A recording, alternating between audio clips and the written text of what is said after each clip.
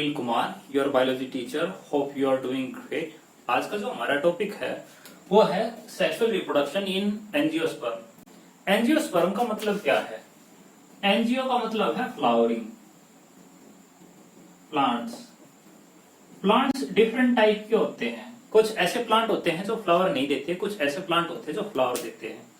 आज की क्लास के अंदर हम उन प्लांट्स के बारे में बात करेंगे जो फ्लावर देते हैं, एंड उनके रिस्पेक्ट में भी हम क्या पढ़ेंगे कि वो सेक्सुअल रिप्रोडक्शन किस तरीके से करते हैं। अगर हम सेक्सुअल रिप्रोडक्शन को डिफाइन करना चाहे तो हम बता सकते हैं कि sexual reproduction is the production of new organism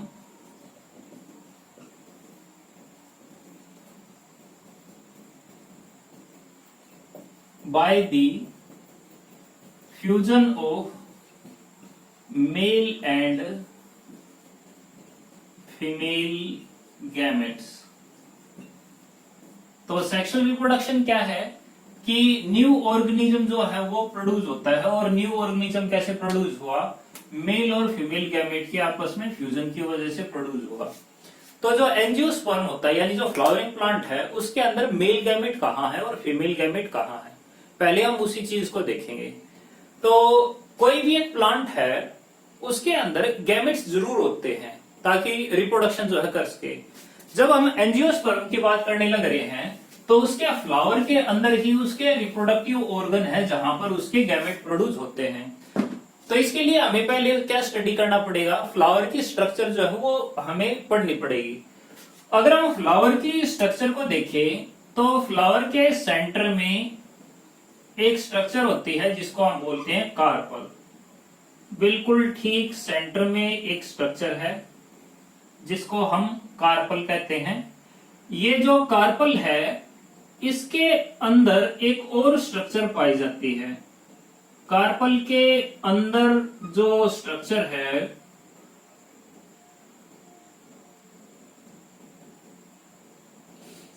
हम उसको बोलते हैं ओव्यूल।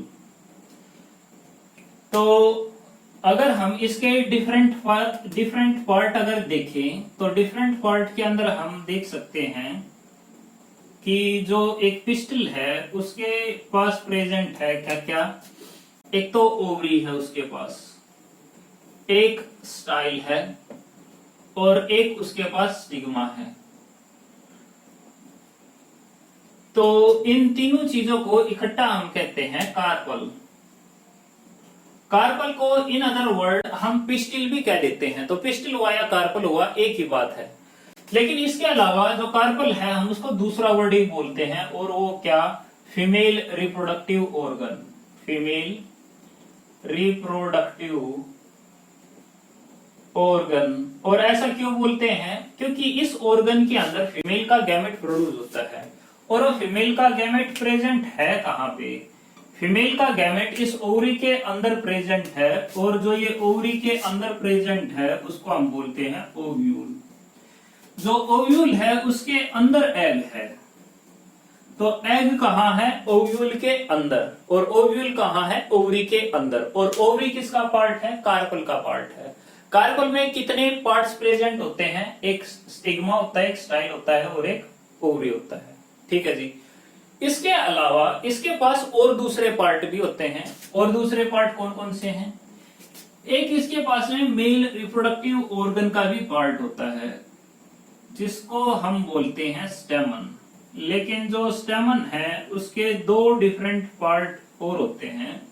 जो दो डिफरेंट पार्ट होते हैं उसमें एक पार्ट तो टॉप पे प्रेजेंट होता है और एक पार्ट ओवरी के साथ जो है कनेक्टेड होता है। तो अगर हम इसको देखें तो ये जो मैं यहाँ पर स्टार्क सी बनाने लग रहा हूं उसको कह देते हैं फिलामेंट। और जो फिलामेंट है उसके ऊपर एक दूसरी स्ट्रक्चर और प्रेजेंट है जिसको हम बोलते हैं एंथर। एंथर और फिलामेंट को अगर एक दूसरे के साथ हम जोड़ दें तो उसको बोलते हैं हम स्टेमन। तो जो हमारा फ्लावर है उसके पास स्टेमन प्रेजेंट होता है, और जो स्टेमन होता है उसके पास दो पार्ट है, एक एंथर प्रेजेंट है और एक फिलामेंट प्रेजेंट है। जो एंथर होता है उसके अंदर डॉटेड स्ट्रक्चर में पोलन ग्रेन जो है वो प्रेजेंट होते हैं, और जो पोलन ग्रेन है उसके अंदर प्रेजेंट होता है मेल गैमेट। तो मेल गैमेट कहां पर प्रेजेंट है? पोलन ग्रेन के अंदर। और पोलन ग्रेन कहां पर होता है? ये होता है एंथर में, जो कि स्टेमन का पार्ट है। इस वजह से हमारी जो ये स्ट्रक्चर होगी, हम इसको क्या कहेंगे? मेल रिप्रोडक्टिव ऑर्गन कहेंगे। तो यानी कि एक फ्लावर बाइसेक्सुअल हो सकता है। बाइसेक्सुअल का मतलब ये है कि उसके अंदर मेल रिप्रोडक्टिव ऑर्गन भी होगा और फीमेल रिप्रोडक्टिव ऑर्गन भी होगा, जैसे यहां पर दिखाया गया है।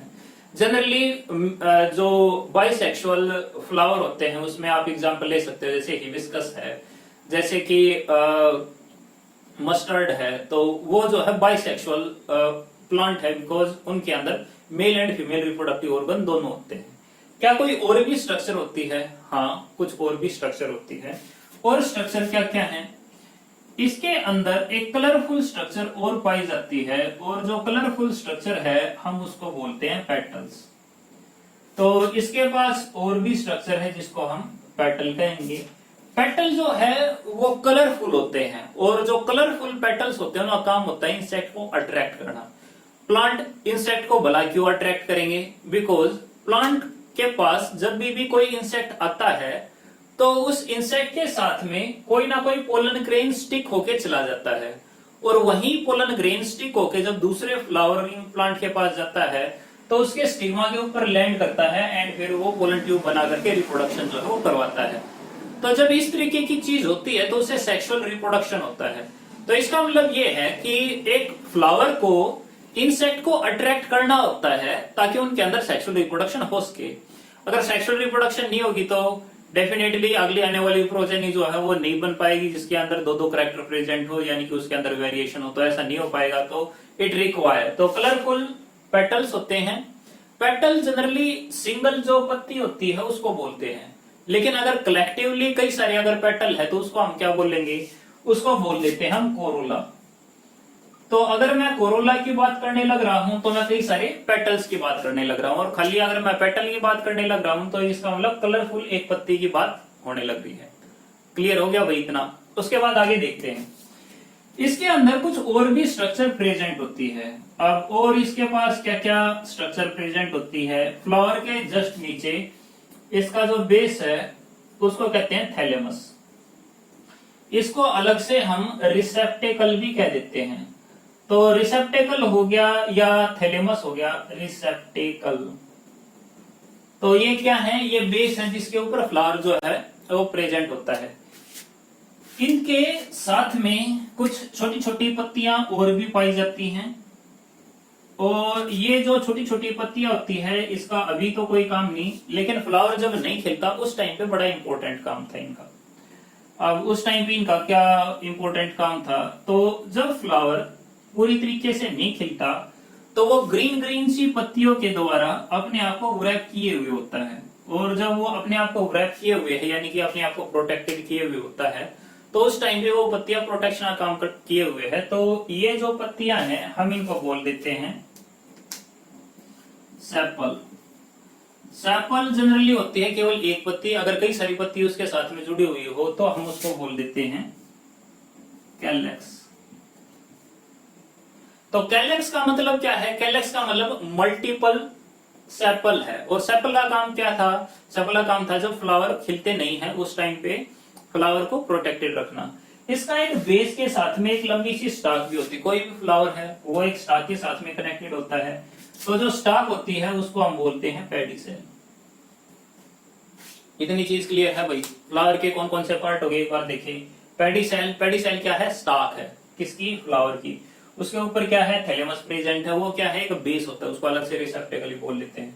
उसके ऊपर अलग अलग वोर्ल है जिसको हम सेपल बोलते हैं, जो प्रोटेक्शन का काम करता है, जनरली ग्रीन होते हैं। उसके बाद पेटल्स होते हैं जो कलरफुल होते हैं, जिनका काम इंसेक्ट को अट्रैक्ट करना होता है। फिर उसके बाद एंथर्स प्रेजेंट होते हैं। एंथर जो है उनके पास जो है पोलन ग्रेन होते हैं जिसके पास में मेल रिप्रोडक्टिव सेल जो प्रेजेंट होती है, यानी कि स्पर्म जो है वो प्रेजेंट होते हैं। एंड सेंटर के अंदर पिस्टिल प्रेजेंट होती है जिसको कार्बोली बोलते हैं, जिसके अंदर जो है ओव्यूल प्रेजेंट होता है, और ओव्यूल के अंदर जो है एग प्रेजेंट होता है। ठीक है, इतनी चीज क्लियर है। कुछ ऐसे प्लांट भी है जिसके अंदर या तो हमारा एंथर नहीं है या फिर जो पिस्टल जो है वो नहीं है। जनरली इस टाइप के जो प्लांट होते हैं हम उसको यूनिसेक्सुअल बोलते हैं। जैसे कि पपाया है, वाटरमेलन है, उनके अंदर ये दोनों चीज नहीं पाई जाती, कोई ना कोई एक चीज मिलती है, तो इसी वजह से हम बोलते हैं वो यूनिसेक्सुअल है। जनरली आपने देखा भी होगा कि आपके आसपास के अंदर पपाया का वही पेड़ उगता है जो पेड़ में हो, अगर पेड़ के अंदर नहीं है तो फ्रूट जो है वो उसके अंदर नहीं लगते। कारण क्या है? क्योंकि वो एक यूनिसेक्सुअल फ्लावरिंग प्लांट है and it require a different plant जिसके पास एक डिफरेंट टाइप का फ्लावर हो। तो इसी वजह से हम फ्लावर को कह सकते हैं कि फ्लावर कैन बी स्टेमिनेट, यानी केवल उसके अंदर स्टेमन प्रेजेंट है, या फिर हम पिस्टिलेट कह सकते हैं, यानी कि उसके अंदर केवल पिस्टिल पिस्टिल प्रेजेंट है, यानी कि मेल रिप्रोडक्टिव फ्लावर भी होता है और फीमेल रिप्रोडक्टिव फ्लावर भी होता है सेपरेटली। आई थिंक यहां तक जो है क्लियर हो गया होगा। अब बात करते हैं सेक्सुअल रिप्रोडक्शन की। तो सेक्सुअल रिप्रोडक्शन कैसे हो सकता है? सेक्सुअल रिप्रोडक्शन तब हो सकता है जब इसके अंदर के पोलन ग्रेन यहां से चल के कहां पर पहुंच जाए, यहां पर पहुंच जाए, तब उस टाइम पे हो सकता है। तो क्या रिक्वायर्ड है? वैसे रिक्वायर्ड तो ये है कि यहाँ का पोलन ग्रेन उड़े और वो कहां पर जाए, इसके स्टिग्मा के ऊपर चला जाए।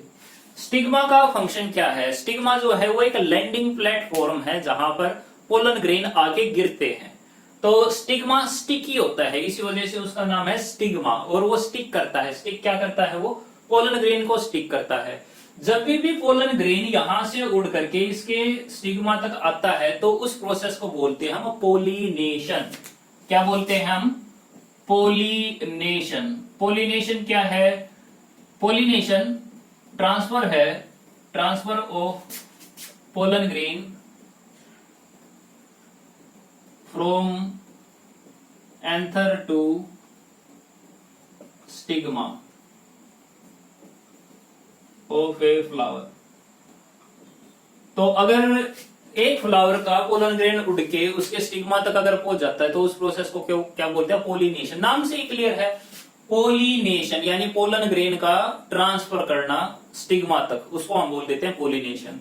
तो पोलिनेशन हो सकता है एक ही फ्लावर के अंदर हो और हो सकता है दो डिफरेंट फ्लावर के अंदर हो। अगर वो एक ही फ्लावर के अंदर होता है यानी transfer of pollen grain from the anther to the stigma of the same flower, तो उसको हम बोल देते हैं सेल्फ पोलिनेशन। लेकिन अगर पोलन ग्रेन उड़े एक फ्लावर से एंड उसका जो पोलन ग्रेन है वो दूसरे किसी फ्लावर पे जाके गिरे जो कि कोई दूसरा प्लांट था, तो उसको हम क्या कहेंगे? Cross pollination. तो क्रॉस पोलिनेशन का मतलब दो डिफरेंट फ्लावर है एंड दो डिफरेंट प्लांट के अंदर, तो एक प्लांट का जो पोलन ग्रेन है वो उड़ा और दूसरे प्लांट के फ्लावर के ऊपर जाके गिर गया। तो कहां पर गिरेगा? स्टिग्मा के ऊपर गिरेगा, उसको हम बोल देते हैं क्रॉस पोलिनेशन। एक बार पोलन ग्रेन अगर यहां पर गिर गया तो उसके बाद क्या होगा? उसके बाद वेल इसके अंदर एक ट्यूब बननी स्टार्ट होती है। तो यहां से एक ट्यूब बननी जो है वो स्टार्ट होती है। तो वो जो ट्यूब जो है वो पेनिट्रेट करती है स्टाइल को, और पेनिट्रेट करती हुई स्टाइल से वो कहां पहुंचती है? अंदर की तरफ। अंदर की तरफ पर्टिकुलर टारगेटेड है, तो इसी वजह से जो ये मूवमेंट होने लग रही है पोलन ग्रेन की यहां से और यहां की तरफ, यानी कि जो ये जर्मिनेशन होने लग रहा है, पोलन ट्यूब का फॉर्मेशन है, इस चीज को हम बोल देते हैं कीमोट्रोपिक मूवमेंट। हमने ट्रोपिक मूवमेंट पढ़े थे अलग अलग टाइप के, याद कर सकते हैं कौन कौन से थे? कमेंट करना मुझे कौन कौन से ट्रोपिक मूवमेंट होते हैं। तो ये जो मूवमेंट है उसको हम क्या कहेंगे? कीमोट्रोपिक मूवमेंट कहेंगे, क्योंकि केमिकल के इन्फ्लुएंस में पोलन ट्यूब जो है वो बनने लग रही है एंड वो कहां से कहां डायरेक्ट होने लग रही है? स्टिग्मा से स्टाइल के अंदर, और स्टाइल से कहां जाएगी ये? ये स्टाइल से होती हुई ये चली जाती है ओव्यूल के अंदर। तो ये चली गई यहां ओव्यूल के अंदर। तो पोलन ग्रेन के द्वारा बनाई हुई ये हमारा पोलन ग्रेन है। पोलन ग्रेन के द्वारा अगर कोई ट्यूब बनी है तो उसको बोल देते हैं पोलन ट्यूब।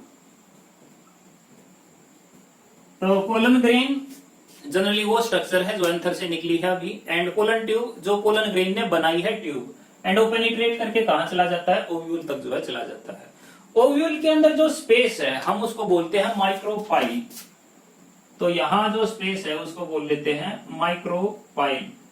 तो ओव्यूल का जो माइक्रोपाइलर एंड है उसके अंदर स्पेस होता है जिसके द्वारा पोलन ट्यूब अंदर की तरफ चली जाती है। इसके अंदर कुछ गैमेट भी प्रेजेंट होते हैं, और जो वो गैमेट है वो यहां से पास होते हुए कहां पर चले जाते हैं? इसके एग के न्यूक्लियस के अंदर चले जाते हैं एंड वहां पर जाके फर्टिलाइजेशन जो है वो कर देते हैं। जब फर्टिलाइजेशन करते हैं तो क्या बनता है, एक गैमेट जो है वो जब दूसरे गैमेट के साथ फ्यूज होता है तो हम उसको बोल देते हैं फर्टिलाइजेशन। तो प्लांट के अंदर फर्टिलाइजेशन कहाँ हुई है, ओवरी के अंदर। और किसकी ओवरी, फ्लावर की। तो ये बॉडी के अंदर हुई है या बाहर हुई है, अंदर हुई है। तो किस टाइप की फर्टिलाइजेशन कहेंगे हम, इंटरनल फर्टिलाइजेशन कहेंगे। अगर आप एडवांस बुक्स के अंदर देखें तो जो हमारा ओव्यूल है उसके अंदर कुछ और भी स्ट्रक्चर पाए जाते हैं। जैसे अगर मैं इसी को थोड़ा सा और डिटेल में अगर आपको बताऊं तो आपको ये दिखाई देगा कि एक्चुअल में यहां पर एम्ब्रियो सैक प्रेजेंट होता है और जो एम्ब्रियो सैक है उसके नीचे कुछ एंटीपोडल सेल होते हैं, एंटीपोडल सेल होते हैं। इसके ऊपर एग प्रेजेंट होता है, इनके बीच में पोलर न्यूक्लियाई होता है और जो पोलर न्यूक्लियाई है उसके ऊपर 3 अलग से सेल होते हैं जिनको हम बोलते हैं इनको बोलते ये सिनर्जिड है एंड इनको हम बोल देते हैं एंटीपोडल सेल। तो जो पोलन ट्यूब आती है वो पोलन ट्यूब आती है इसको क्रॉस करते हुए अल्टीमेटली यहां से ही आगे बढ़ती हुई।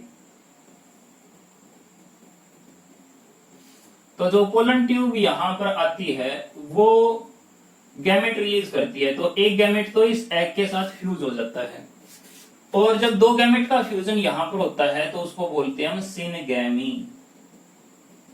सिन का मतलब टुगेदर, इकट्ठा, गैमी का मतलब फ्यूजन, यानी कि 2 अलग अलग चीजें जो है आपस में फ्यूज हो गई। एक और गैमेट यहां से रिलीज होता है और वो कहां पर चला जाता है, ये पोलर न्यूक्लियाई के साथ में चला जाता है और पोलर न्यूक्लियाई के साथ में जाकर के ये फ्यूज हो जाता है और यहाँ पर एक बड़ा सा न्यूक्लियस बन जाता है। पोलर न्यूक्लियस जनरली 2 होते हैं, एक स्पर्म का न्यूक्लियस और आके यहाँ पर फ्यूज हो गया। तो इसी वजह से हम इस प्रोसेस को बोल देते हैं ट्रिपल फ्यूजन। ट्रिपल फ्यूजन का मतलब क्या है, 3 न्यूक्लियस का फ्यूजन। 3 न्यूक्लियस कौन कौन से, 2 तो थे पोलर न्यूक्लियाई और एक था इसके अंदर स्पर्म न्यूक्लियाई। तो 3 न्यूक्लियाई हो गए। तो अब यहां पर जो भी स्ट्रक्चर बनेगी उसके अंदर 3-3 न्यूक्लियाई के क्रोमोसोम होंगे। इसी वजह से ट्रिपल फ्यूजन का जो रिजल्ट है वो 3n होता है, यानी कि ट्रिप्लॉइड होता है। और ट्रिप्लॉइड यहां पर क्या बनेगा, यहां पर बनेगा एंडोस्पर्म। एंडो का मतलब अंदर और स्पर्म का मतलब न्यूट्रिटिव टिश्यू। इसका मतलब ये है कि यहां पर एक अलग से न्यूट्रिटिव टिश्यू जो है वो बनेगा। अगर हम यहां पर देखें तो एक जो स्पर्म है वो फ्यूज हो गया किसके साथ में, एग के साथ में। तो ये क्या बनाएगा, ये बनाएगा जाइगोट। चूंकि 2 टाइप की फर्टिलाइजेशन हुई है, एक तो ट्रिपल फ्यूजन की और एक स्पर्म और एग की, जिसको बोलते हैं सिनगैमी। इसी वजह से इन दोनों को मिला करके हम बोल देते हैं कि डबल फर्टिलाइजेशन जो है वो हुई है, डबल फर्टिलाइजेशन। तो डबल फर्टिलाइजेशन का मतलब क्या है, डबल फर्टिलाइजेशन यानी कि 2 बार फ्यूजन हुआ है। एक स्पर्म का एग के साथ फ्यूजन हुआ है जिससे जाइगोट बनेगा और एक स्पर्म का फ्यूजन पोलर न्यूक्लियाई के साथ हुआ है। इसी वजह से हम कहते हैं कि जो एंजियोस्पर्म है यानी जो फ्लावरिंग प्लांट है उसके अंदर डबल फर्टिलाइजेशन होती है। और डबल फर्टिलाइजेशन का जो रिजल्ट है वो ये कि एक फर्टिलाइजेशन से तो जाइगोट बन जाएगा जो कि सिनगैमी के द्वारा हुआ है और एक से एंडोस्पर्म बनेगा जिसको हम ट्रिपल फ्यूजन जो है वो कहते हैं। इतना क्लियर है भाई, ठीक है। इसके बाद आगे क्या होगा, यहां पर जो जाइगोट बना है वो जाइगोट धीरे धीरे कन्वर्ट हो जाएगा किसके अंदर, एम्ब्रियो के अंदर जो है कन्वर्ट हो जाएगा। तो जो जाइगोट है वो किसके अंदर कन्वर्ट हो जाएगा, एम्ब्रियो के अंदर कन्वर्ट हो जाएगा और एम्ब्रियो ही आगे चल के बड़ा जो ऑर्गेनिज्म जो है वो देता है। लेकिन कोई भी फ्लावरिंग प्लांट है उसके अंदर तो सीड होता है, तो सीड के अंदर ही एम्ब्रियो है। तो सीड एक्चुअल में बनता कौन है, जो ये ओव्यूल था, ये ओव्यूल ही सोलिडिफाई हो जाता है और ओव्यूल जब सोलिडिफाई हो जाता है तो यही फिर क्या बनेगा, यही सीड बनेगा। तो ओव्यूल किसके अंदर कन्वर्ट हो गया, सीड के अंदर। जाइगोट किसके अंदर कन्वर्ट हो गया, एम्ब्रियो के अंदर। ठीक है भाई, लेकिन ये प्रेजेंट कहाँ थे, ये तो ओवरी के अंदर प्रेजेंट थे। अगर ये ओवरी के अंदर प्रेजेंट थे तो नॉर्मली हमारा फ्रूट प्रेजेंट कहाँ पर होता है, फ्रूट तो वहीं पे होता है जहां पे फ्लावर होता है। तो व्हाट इट मींस कि जो ये ओवरी है, ये ओवरी कन्वर्ट हो जाएगी किसके अंदर, ये ओवरी कन्वर्ट हो जाएगी फ्रूट के अंदर। हमारा जो ये पार्ट है ये रिड्यूस हो जाएगा काफी ज्यादा, और यहाँ पर जो ओवरी है वो कन्वर्ट हो जाएगी किसके अंदर, एक फ्रूट के अंदर जो है वो कन्वर्ट हो जाएगी। और उसके अंदर क्या होगा, उसके अंदर वेल सीड होगा, और सीड के अंदर क्या होगा, एम्ब्रियो के अंदर, ठीक है, एम्ब्रियो होगा उसके अंदर। अगर हम और चीज देखें, वेल स्टेमन का क्या होगा, जो स्टेमन जुड़े हुए हैं, स्टेमन जो है वो शेड हो जाएंगे, मेजोरिटी के शेड जो है हो जाते हैं। डिफरेंट स्पीसीज की बात करें तो वहां पर शेड हो भी सकते हैं या नहीं भी हो सकते, बट ये शेड हो जाते हैं। इसके साथ में जो ये पेटल्स लगे हुए हैं उनका क्या होता है, वेल ये भी शेड हो जाते हैं, पेटल जो है ये भी गिर जाते हैं, तो ये भी हट जाते हैं बाद में। वेल ये भी जो है शेड हो जाते हैं, और हमारा जो फ्रूट है वो कनेक्टेड हो जाता है किसके साथ में, जो पेडी सेल है उसके साथ में कनेक्टेड जो है वो रहता है। तो अगर हम देखें, जब भी फर्टिलाइजेशन होती है तो फर्टिलाइजेशन होने के बाद में कुछ पोस्ट फर्टिलाइजेशन चेंजेस होते हैं। पोस्ट का मतलब क्या है, बाद में, फर्टिलाइजेशन के बाद में कोई भी जो चेंजेस होते हैं। कौन कौन से चेंजेस हमने पढ़े, हमने पढ़ा कि सीड जो है वो बन जाता है, किससे बन जाता है, ओव्यूल से बन जाता है। जाइगोट जो है वो कन्वर्ट हो जाता है, जाइगोट किसके अंदर कन्वर्ट होता है, एम्ब्रियो के अंदर। फिर उसके बाद में अगर हम बात करें, जो हमारा पोलर न्यूक्लियाई था, यानी कि जो हमारा सेंट्रल सेल है, सेंट्रल सेल किसको कहते हैं, वेल जो ये बीच में प्रेजेंट था इसको हम बोलते हैं सेंट्रल सेल। तो सेंट्रल सेल किस में कन्वर्ट हो जाता है, ये प्राइमरी एंडोस्पर्म सेल के अंदर जो है कन्वर्ट हो जाता है। अच्छा, और बाकी चीजों का क्या होता है, वेल इसके बाद क्या बचता है, ओवरी की वॉल बचती है। जो ओवरी की वॉल है वो किस में कन्वर्ट हो जाएगी, वो पेरिकार्प के अंदर कन्वर्ट हो जाएगी। ओवरी किसके अंदर कन्वर्ट हो जाएगी, वह जो ओवरी है वो फ्रूट के अंदर जो है कन्वर्ट हो जाएगी। बाकी सारी चीजें क्या होगी, मेजोरिटी की स्पीसीज में वो गिर जाती हैं, लेकिन कुछ स्पीसीज में बची रह जाती हैं। जैसे कि टमाटर को देखो तो उसके अंदर सैंपल बचे रहते हैं। अगर आप पाइनएप्पल को देखते हो, अगर आप देखते हो अनार को, तो उसके अंदर जो है स्टेमन जो है बचे होते नहीं, तो मेजोरिटी के अंदर जो है वो शेड ऑफ जो है वो हो जाते हैं, ठीक है। तो अल्टीमेटली ये चीज जो है वो हो जाती है। फिर उसके बाद क्या होता है, हम फ्रूट को खाते हैं, ठीक है। एंड जैसे फ्रूट को हम खाना स्टार्ट करते हैं तो बीज आता है, और बीज को हम बाहर फेंक देते हैं। बीज को जब हम बाहर फेंकते हैं तो जो बीज है उसको प्रॉपर अमाउंट में जब न्यूट्रिशन मिलता है एंड दे गेट वाटर, तो वाटर को एब्जॉर्ब करते हैं, स्वेल अप होते हैं, बाहर का जो सीड कोट है वो ब्रेक होता है, एंड उनके अंदर जर्मिनेशन स्टार्ट होता है, और एक धीरे धीरे करके प्लांटलेट से एक प्लांट जो है कंप्लीटली डेवलप जो है वो हो जाता है। तो अगर हम सीड को अगर देखें तो सीड के अंदर ऐसा क्या प्रेजेंट होता है, तो अगर हम बीन के सीड को अगर देखें तो जो बीन है अगर हम उसको काट के देखेंगे तो काट के देखने के बाद हमें मिलेगा कि जो सीड है यानी कि जो बीन है उसके अंदर कुछ ऐसी स्ट्रक्चर्स हैं जिसको हम एक तो बोलते हैं कोटाइलिडन, एक नीचे वाली स्ट्रक्चर है जिसको बोलते हैं हम रेडिकल, एक ऊपर वाली स्ट्रक्चर होती है जिसको बोलते हैं प्लूम्यूल। तो जो जाइगोट बना है वो कन्वर्ट हो जाता है किसके अंदर, एम्ब्रियो के अंदर कन्वर्ट हो जाता है। और जो एम्ब्रियो है उसके अंदर कौन कौन से पार्ट है, रेडिकल, रेडिकल जो क्या देती है, रूट देती है आने वाले टाइम पे। तो आर से रेडिकल और आर से रूट, ठीक है। प्लूम्यूल जो है वो क्या देता है, प्लूम्यूल जो है फ्यूचर के अंदर शूट जो है वो प्रोवाइड करता है। तो यानी कि देयर आर स्पेसिफिक एरियाज, उनका फंक्शन जो है डिफाइन हो जाता है कि वो ये पार्ट जो है बनाएंगे। कोटाइलिडन क्या है, कोटाइलिडन जो है वो स्टोर्ड फूड होते हैं, और जो स्टोर्ड फूड है वो यूज होता है ड्यूरिंग जर्मिनेशन। तो एक ये चीज आप ध्यान में रखें कि जब भी एक प्लांट के अंदर जर्मिनेशन स्टार्ट होता है तो उस टाइम पे वो फोटोसिंथेसिस नहीं करता, और जब वो फोटोसिंथेसिस नहीं करता तो उसको सेल के डिवीजन के अंदर उसको फूड जो है वो चाहिए। वो फूड उसको कहां से मिलेगा, वेल कोटाइलिडन जो है वो उसको प्रोवाइड करेगा, ठीक है। एंड फिर उसके बाद में उसका जर्मिनेशन जो है वो हो जाएगा। So this is the end of the lecture. I hope आपको ये चीज जो है समझ में आई होगी। अगर आपके कोई डाउट है तो उनको कमेंट करें एंड मुझे बताएं कि आपको कौन सा पॉइंट जो है ग्रैब नहीं हुआ है। एंड सब्सक्राइब नहीं किया है तो सब्सक्राइब कीजिए। Thanks for the watching.